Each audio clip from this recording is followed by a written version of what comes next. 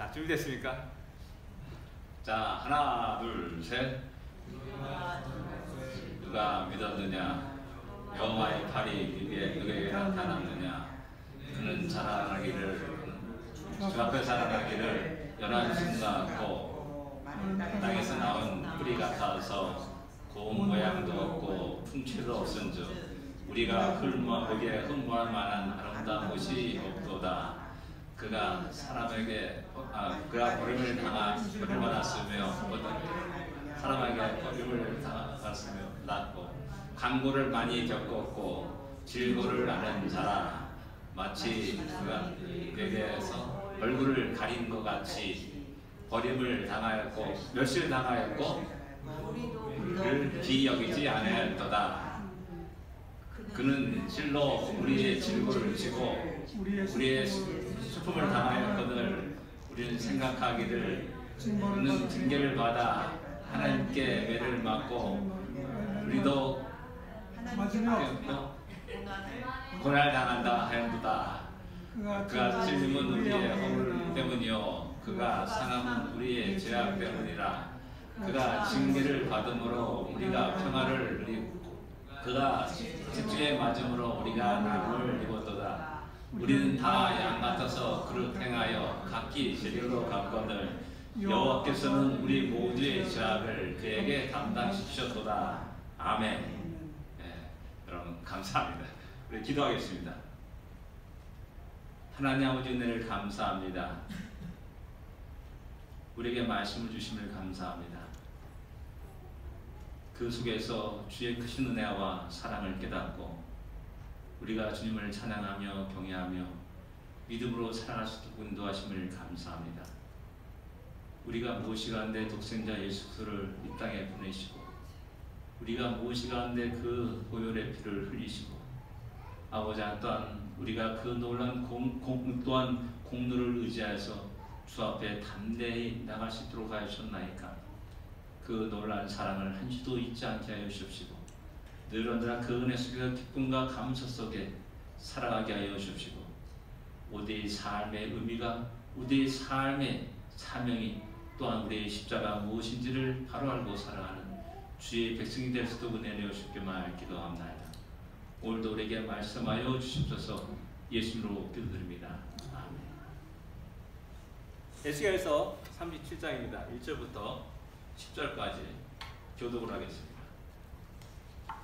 에스겔서 37장 1절부터 10절까지 말씀입니다.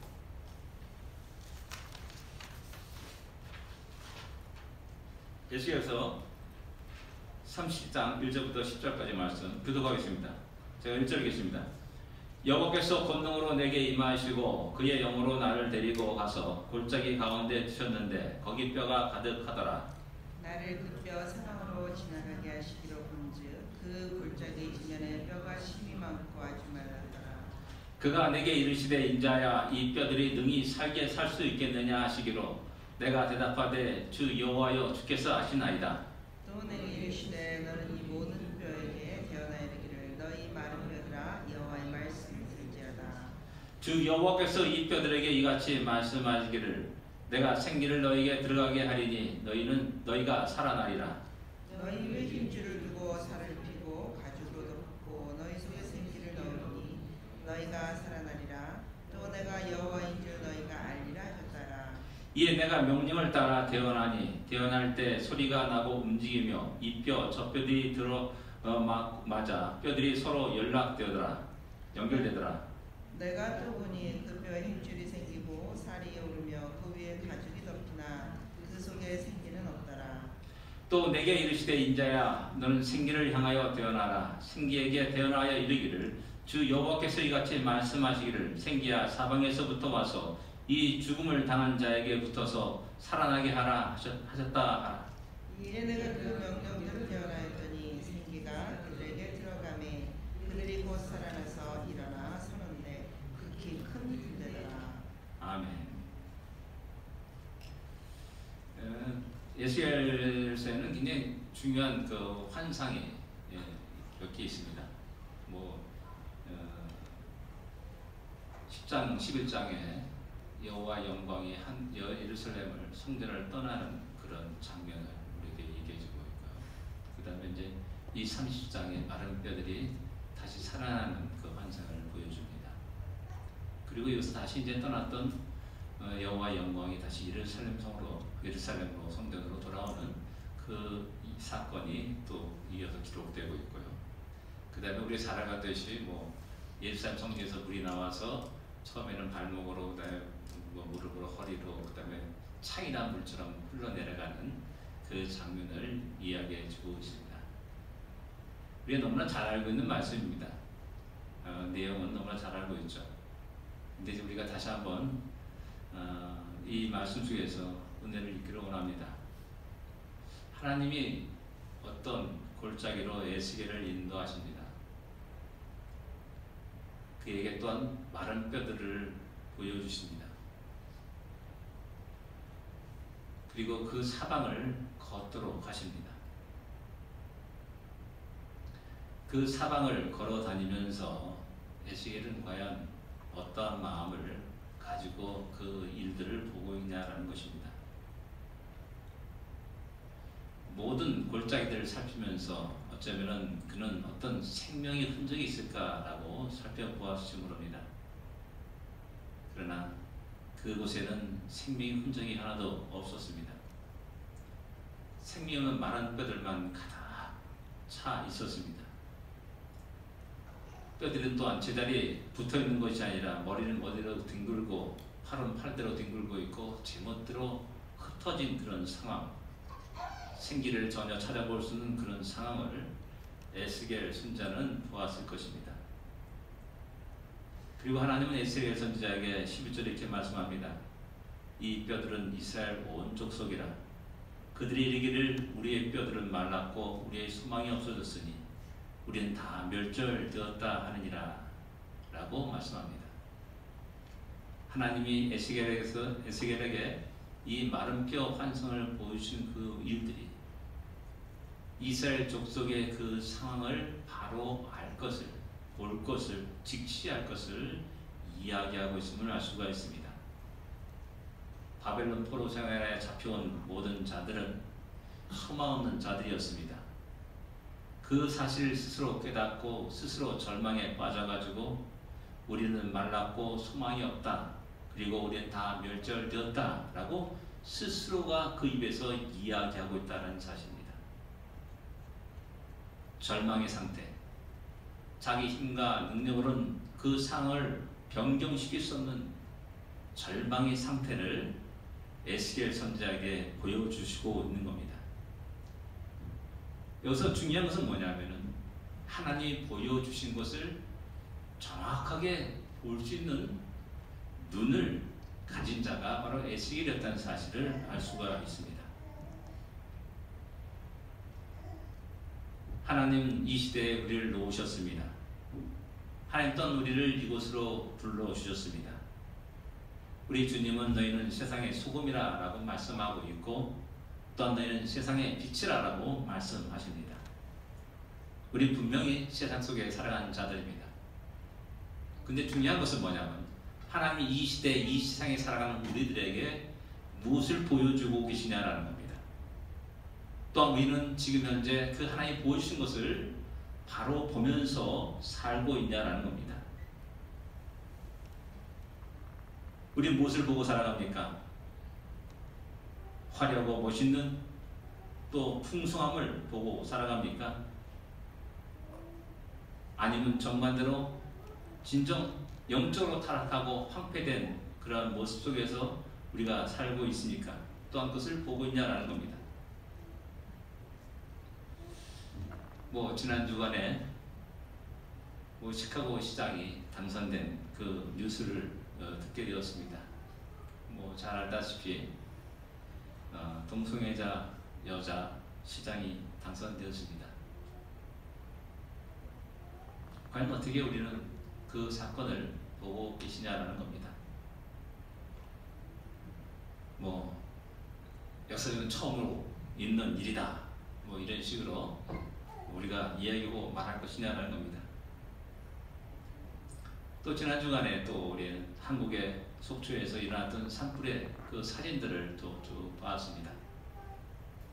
참으로 처참한 전쟁터와 같은 그런 상황이었습니다. 그리고 그 속에서 강아지가 묶인 상태 속에서 있는 그 모습도 보여주고, 그 새끼들이 그 엄마의 젖을 빨려고 이렇게 젖을 빠는 모습도 이렇게 사진에서 봤습니다. 그런 모습을 보면서, 그런 사건들을 보면서 우리는 과연 무엇을 느끼고 살아가냐라는 겁니다. 북한의 모습은 어떻습니까? 아마도 1차 고난의 행군 때보다 더 많은 아사자가 일어날 것이라고 뉴스에 나오고 있습니다. 그와는 반대로 남한은 온갖 향락에 빠져서 온갖 이상한 그 비디오라든지 그런 것들이 지금 있으면서 그것이 뉴스거리가 되고 있지 않습니까? 재벌 3세는 마약에 취해가지고 구속되는 일들이 지금 뉴스에 나오고 있는 것을 우리는 잘 알고 있습니다. 대통령과 면담했던 청년이 눈물을 흘리면서 이야기하는 모습도 우리는 뉴스에서 봤습니다. 청년들이 좌절과 절망과 그 세상 속에서 허덕이며 몸부림치는 그런 모습도 보게 됩니다. 가치관이 혼돈된 그런 상황도 우리는 보게 됩니다. 이런 모든 것들을 우리는 어떻게 보고 있고, 어떻게 판단하고 있고, 어떤 마음으로 우리가 그것을 생각하고 있냐는 겁니다. 분명한 사실은 그 모든 것이 죽은 상태라는 사실입니다. 에스겔 선지자가 아무리 그 생명을 찾아보려고 해도 찾아볼 수 없는 절대 절망의 상태를 하나님은 보여주시는 겁니다. 지금 우리가 살고 있는 이 시대가 그렇지 않느냐, 또한 우리 민족의 모습이, 나라의 모습이 또한 그렇지 않나를 또한 생각해 보게 됩니다. 그러나 우리에게 소망이 있는 것은 하나님이 우리에게 보여주시는 이 사실 자체가 우리에게 큰 은혜라는 것입니다. 이 사실이 또한 하나님이 우리를 포기하지 않았다는 것을 또한 의미하고 있다는 사실입니다.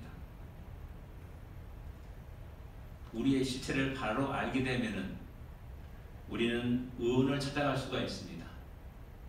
우리의 병든 모습, 죽은 모습을 안다면은 우리는 하나님께 나갈 수가 있습니다.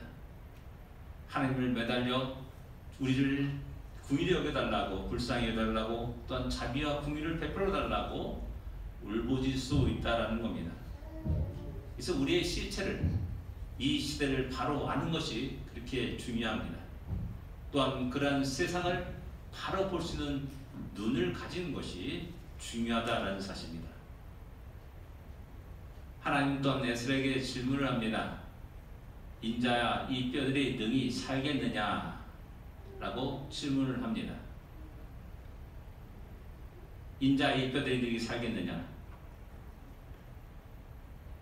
하나님이 이 죽은 이 백성, 말뼈 같은 이 백성이 능히 살겠느냐라고 에스겔에게 질문하는 겁니다.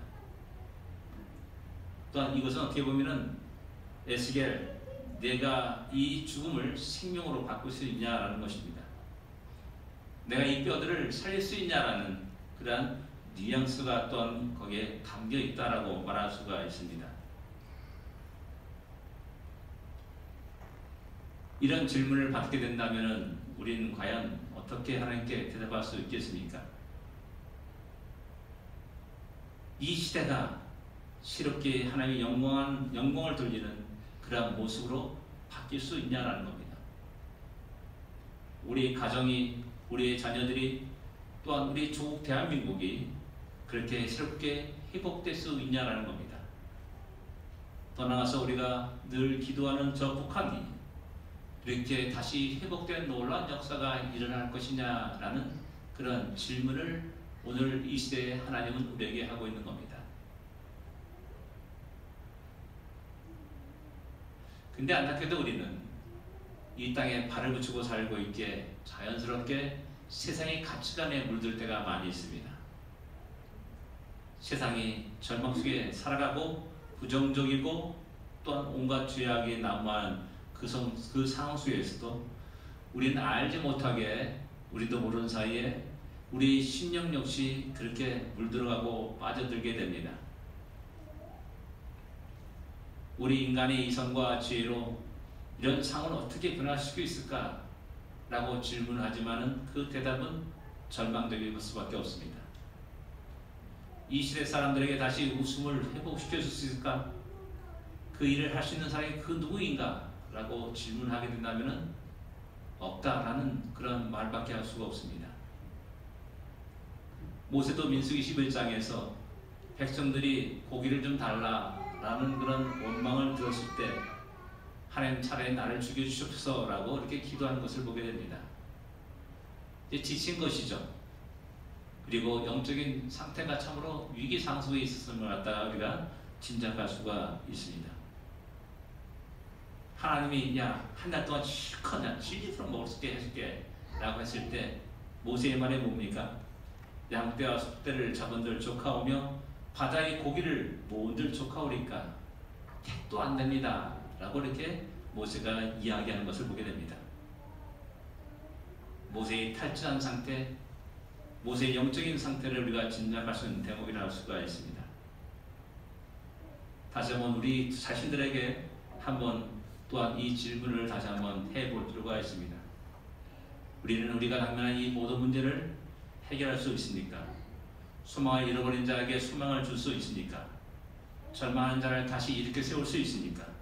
잘못된 세상의 그 역사의 방향을 다시 돌이킬 수 있냐라는 겁니다. 하나님 우선 진노와 심판하는 이 민족을 돌이키게 할 수 있냐라는 겁니다. 살았으나 죽은 이 민족을, 백성들을, 이 나라를, 이 세대를 살릴 수 있는가라는 것입니다. 이 말씀을 준비하면서 저는 오랫동안 기도했던 내용들을 다시 한번 돌아와 보게 됩니다. 많은 것을 하나님께서 들어주시고 응답해 주심을 알 수가 있었습니다. 제가 북한에 대한 여기 쭉 기도를 했는데 요즘 최근에 나오는 뉴스가 뭡니까? 자유조선이라는 뉴스가 나옵니다. 다 아시죠? 야, 이런 사람도 있구나. 저는 기도하는 것밖에 없었습니다. 근데 어떤 그런 변화가 일어나는 것들을 보게 됩니다. 근데 안타깝게도 지금까지 기도를 들어주지 않은 것들이 있다는 사실을 또한 발견하게 됩니다. 5년 넘게, 10년 넘게, 15년 넘게 기도한 것들이 아직 이루어지지 않은 것들을 발견하게 됩니다. 하나님, 과연 이것이 이루어질 수 있습니까? 라는 그런 내 자신의 질문을 던져 봅니다. 똑같이 하나님이 이 뼈들이 살 수 있느냐? 라고 질문하듯이 내 자신에게 또한 그런 것을 다시 한번 돌아보게 되었습니다. 하나님의 질문에 대한 예식의 대답이 무엇입니까? 주 여호와께서 아시나이다 라고 에스겔은 대답을 합니다. 이 말의 의미가 무엇입니까? 하나님, 이것은 내 뜻과 내 의지와 내 지혜와 능력이 아니라 하나님의 뜻과 지혜와 능력으로 되어지는 일입니다 라는 그런 고백을 하고 있는 겁니다. 내 의지가 아닙니다. 하나님 의지에 따라서 되고 안 되고가 결정되는 겁니다. 모든 것은 하나님이 주장하신 일입니다. 하나님의 능력이 전능하심이 그 일을 능히 이루실 줄 내가 믿나이다 라는 그 고백의 말이 됩니다. 하나님은 이스라엘을 택하셨습니다. 그리고 인도하셨습니다. 세상에 깜짝 놀라는 출애굽을 하게 하셨습니다. 그리고 40년 광야를 걷게 하셨습니다. 그리고 젖과 꿀이 흐르는 가나안 땅에 그들을 이르게 하셨고 그 땅을 들어가게 하셨고 그 땅을 점령하게 하셨습니다.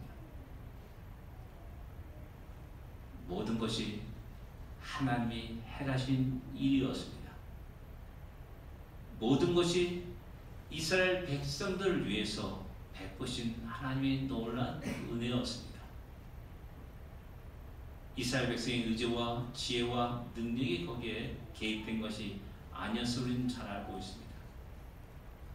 하나님은 다윗을 인도하셨습니다. 양을 치는 곳에서 나오게 하시사 이스라엘을 다스리는 목자가 되게 하셨습니다.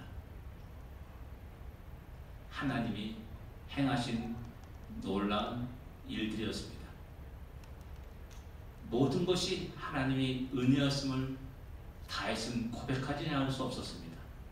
또한 이스라엘 백성들은 그 사실을 고백하게 됩니다. 하나님이 이 땅에 독생자 예수를 보내셨습니다. 우리를 만나주셨습니다. 우리에게 다가와 주셨습니다. 우리를 위해서 십자가 달려 돌아가시고 보혈의 피를 흘리셨습니다. 하나님이 행하신 일들이었습니다. 하나님이 전능하신, 하나님의 지혜가, 하나님의 변함없는 뜻과 의지가 개입된 놀라운 구원과 은혜였다는 사실을 우린 기억해야 됩니다. 하나님 절망하는 아브라함에게 나타나십니다. 나는 전능한 하나님으로 나타나십니다. 여호와께 능치 못한 일이 있겠느냐? 라는 질문을 아브라함에게 행하십니다. 앞에 모세에서 모세가 바다의 고기를 다 모은들 족하오리까? 라고 이렇게 말했을 때 하나님은 그에게 여호와의 손이 짧아졌느냐라고 질문을 합니다. 말씀하십니다. 이런 모든 말씀이 아브라함과 모세에게만 하는 말씀입니까? 오늘 살아가면서 절망과 낙심하는 우리 모든 성도들에게 동일하게 하시는 말씀이 아니겠습니까? 하나님은 여전히 일하십니다. 하나님은 우리를 위해서 계획하신 일이 있습니다. 또한 하나님의 능력과 권능으로 지혜로 그 일들을 이루어 가실 것입니다. 하나님은 우리들의 삶 속에 분명히 개입하십니다. 그리고 당신의 영광을 위해서 우리를 사용하십니다. 하나님의 뜻이 그러합니다. 하나님의 의지가 그러합니다. 하나님의 지혜와 능력이 능히 그 모든 것들을 이루실 것입니다. 당신의 영광을 위해서 우리를 통해서 그런 놀라운 일들을 이루어 가실 것입니다. 이 사실을 분명히 알고 있는 또 고백하는 에스겔을 통해서 하나님은 명령하십니다. 너희 마른 뼈들아 여호와의 말씀을 들을지어다. 여호와의 말씀을 들을지어다. 너희 마른 뼈들아 여호와의 말씀을 들을지어다. 너희 마른 뼈들아 여호와의 말씀을 들을지어다 라고 명령하십니다. 마른 뼈들에게 명령하는 말입니다. 외치라는 말입니다. 죽은 자들에게, 낙심한 자들에게, 절망한 자들에게 생명을, 소망을 외치라는 말씀입니다. 너희는 살지어다. 나의 사랑하는 자가 일어날지어다 라고 말씀하라는 겁니다. 전에는 하나님의 저주와 심판 아래 있는 자들이었습니다. 소망을 잃어버린 자들이었습니다. 그러나 지금은 그들에게, 동일한 그들에게 소망의 말씀, 생명의 말씀을 선포하라고 말씀합니다. 왜 그렇습니까? 그들은 이스라엘 백성들입니다. 하나님의 택한 민족입니다. 하나님의 지극히 사랑하는 백성입니다. 아브라함과 맺은 언약, 그 백성들이었습니다. 너희들이 죽은 상태로 그대로 있어서는 결코 안 된다는 겁니다. 왜? 하나님의 영광을 가리기 때문이었습니다. 곧 하나님의 영광을 드러내기 위해서 너희 마른 뼈들아 다시 일어날 것을, 살아날 것을 명령하는 겁니다. 잠자고 누워있는 상태가 아니라 살아 움직여야 된다는 사실을 말씀하는 겁니다. 살리는 것이 하나님의 뜻입니다. 새로운 비전으로 만드는 것이 하나님의 계획이요 의지입니다. 하나님은 생명을 지키 사랑하십니다. 생명이 하나이시기 때문에 그 생명을 명하십니다. 이 말씀은 에스겔에게 명령하도록 하였습니다. 하나님의 놀라운 계획이 또한 알고 있는 그 에스겔을 통하여서 그 사실을 명령하도록 했다는 사실입니다.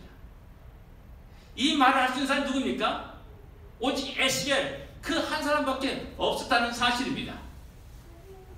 오늘날 이 시대 속에서 생명을 명령할 수 있는 사람이 누굽니까? 오직 교회와 하나님의 백성밖에 없다는 사실을 우리는 기억해야 됩니다. 본 자만이 외칠 수 있고 들은 자만이 외칠 수 있고 만난 자만이 그분에 대한 증인을 설 수가 있는 겁니다. 여기서 우리는 교회를 향한 비전과 사명을 발견하게 되고 우리 개인과 우리 가정과 우리 자녀를 향한 하나님의 사명이 무엇인지를 다시 한번 깨닫게 되는 겁니다. 생명을 명하는 사명이고 마른 뼈들을 향하여서 절망하고 낙심한 자들을 향해서 소망을 불어넣는 그 사명이라는 사실을 우리는 기억해야 됩니다. 우리만이 할 수 있는 일입니다. 이 사명은, 이 십자가는 다른 사람들이 지고 갈 수가 없습니다. 어떤 위대한 정치가 또한 재벌이 지고 갈 수 있는 사람들이 아닙니다. 수많은 지식을 쌓은 박사들이 지고 갈 수 있는 십자가 결코 아닙니다. 비록 못났지만은, 비록 부족하지만은, 비록 지식이 연약하지만은, 그러나 비록 돈이 없지만은 하나님을 만난 자, 구원을 입은 자, 그 은혜 속에 살아간 바로 나와 우리가 짊어져야 될 사명이라는 사실이요, 십자가라는 것을 잊어서는 안 됩니다. 근데 또 우리가 여기서 또한 생각할 수 있는 것은 뭐냐면은, 하나님 말씀하신 시대의 사명, 우리의 사명, 우리의 십자가 거창한 줄 아는데 겨우 말하는 거라는 겁니다. 사람은 착합니다. 동지를 규합하고 함께 어떤 일을 꾸미고 계획하고 그러면서 행동으로 옮기고 정권을 뒤엎고 어떤 행동을 요구하면서 우리에게 그것을 촉구합니다. 근데 보니까는 성도들이 가장 먼저 물을 꼴라고 말합니다. 기도하라고 말합니다. 그리고 일어나서 입을 열어서 외치라라고 말씀합니다. 세상이 우리에게 요구하는 것은 뭡니까? 행동을 요구합니다. 구체적인 어떤 행동을, 액션을 요구합니다. 근데 하나님이 우리가 원하는 것은 결코 그것이 아니다는 사실을 발견하게 됩니다. 어떻게 보면 세상 사람들은 우리의 그런 모습을 보면서 심히 연약한 자들이다, 비겁한 자들이라고 비난의 화살도 쏘기도 합니다. 그러나 우리는 말씀의 능력을 믿고 살아가는 자들입니다. 성경을 펼쳐서 읽을 때마다 하나님이 말씀하시되, 하나님 명령하시되 이 말씀을 우리는 많이 만나게 됩니다. 그리고 그 말씀대로 그 역사가 움직여가고 또한 이루어져가는 것들을 우리는 볼 수가 있습니다. 빛이 있으라 그대로 되었습니다. 생물로 충만하라 말씀이 있었으니 그대로 그 말씀대로 되어지었음을 우리는 잘 알고 있습니다.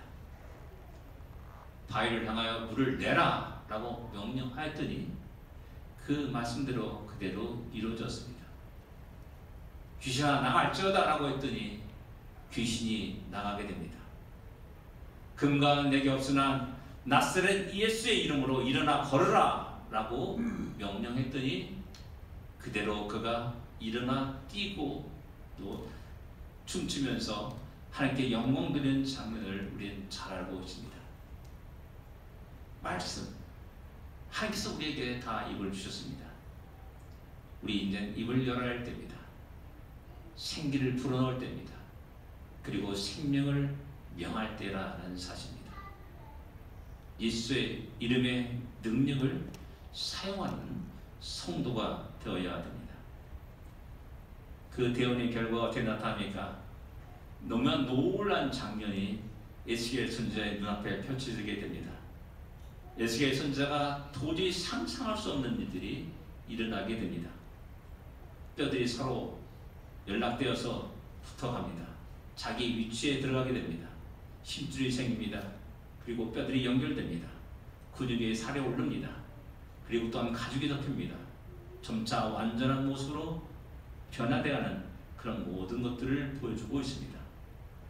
그러나 부족한 것이 하나 있습니다. 1% 부족합니다. 그것이 뭡니까? 완벽하게 외모를 갖췄습니다. 그러나 아직 살아있는 상태가 아니라는 겁니다.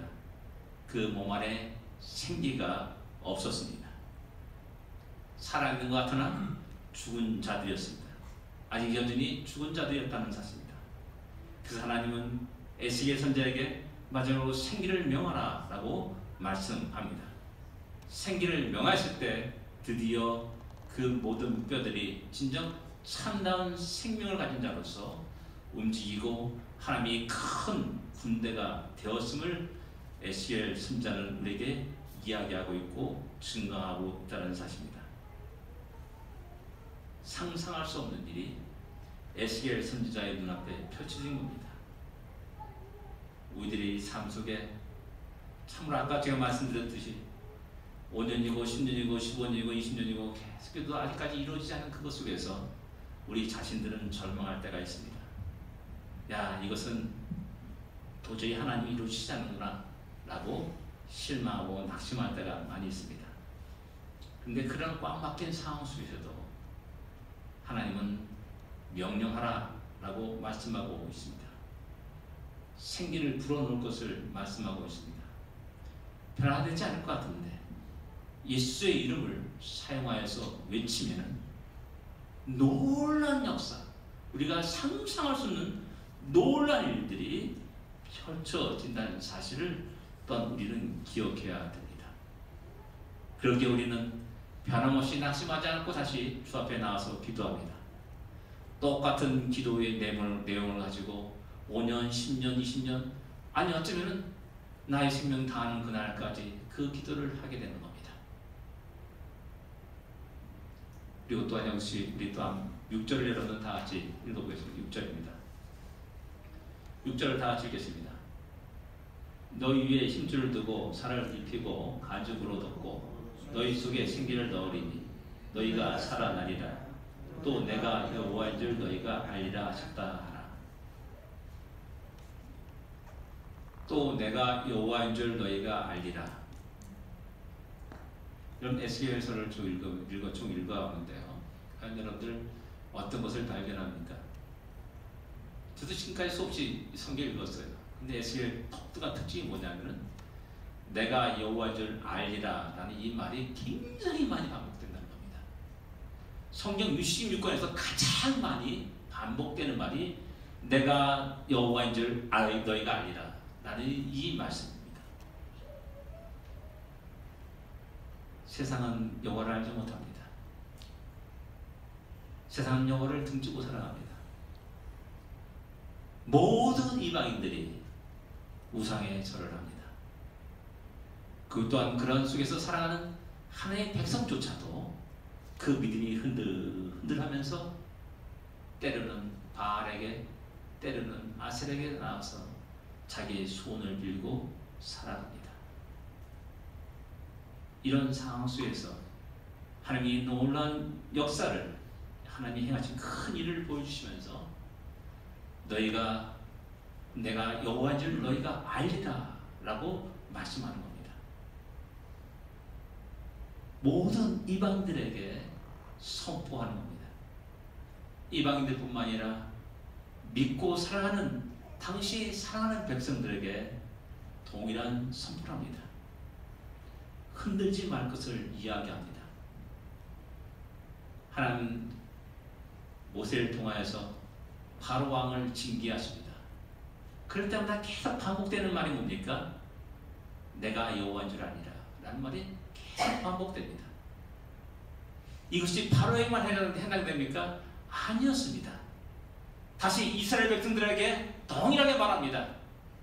이런 놀라운 기적과 역사를 통해서 너희는 내가 여호와인 줄 알리라 라고 또 역시 마찬가지로 이야기하는 것을 보게 됩니다.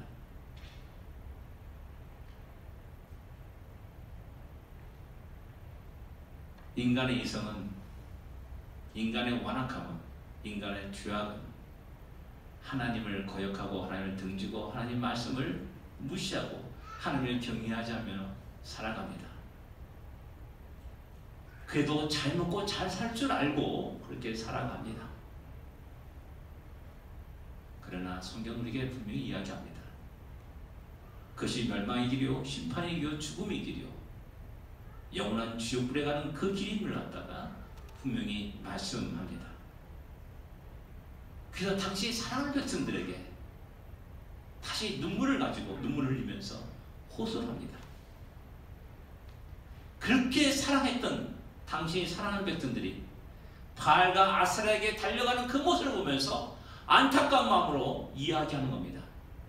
내가 여호와인 줄 너희가 아니라, 내가 여호와인 줄 너희가 알리라, 다시 내가 여호와인 줄 너희가 알리라. 수없이 이야기합니다. 그래서 다시 하나님 앞으로 돌아올 것을 호소합니다. 교회를 통해서 주의 사랑하는 백성들을 통하여서 그 사실을 계속해서 끝없이 이야기합니다. 하나님 모든 상황과 모든 환경을 통해서 말씀하십니다. 역사를 통해서 말씀하십니다. 자연 만물을 통해서 말씀하십니다. 내가 여호와인 줄 너희가 알리라. 제가 말씀드렸지 않습니까? 전 로마서 1장 1절을 보고 깨어진 사람이라고. 하나님 보이지 않는 능력과 신성이 그의 만드신 만물에 분명히 보여야 하기다니 저희가 이를 핑계치 못하리라. 저는 이 한 말씀 때문에 난 무너졌습니다. 자연 만물을 보십시오. 너무나 신비막천합니다.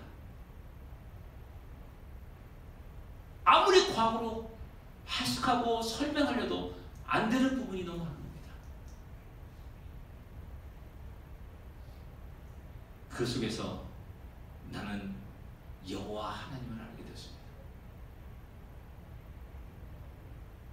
모든 나라와 백성들을 향하여서 내가 여호와인 줄을 알리라 라고 선포하십니다. 엘리야 선지자가 갈멜산에서 외친 말이 무엇입니까? 이 백성에게 주 여호와는 하나님이신 것과 주는 그들을 마음을 되돌키심을 알게 하옵소서 라고 기도하면서 번제단에 불이 내리기를 기도했습니다.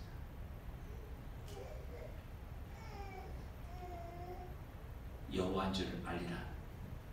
우리가 그 하나님을 바로 알고 나의 인생, 나의 재능들을, 나의 시간들을, 나의 짐을 온전히 들을 수 있는 우리가 되기를 원합니다. 기도하겠습니다.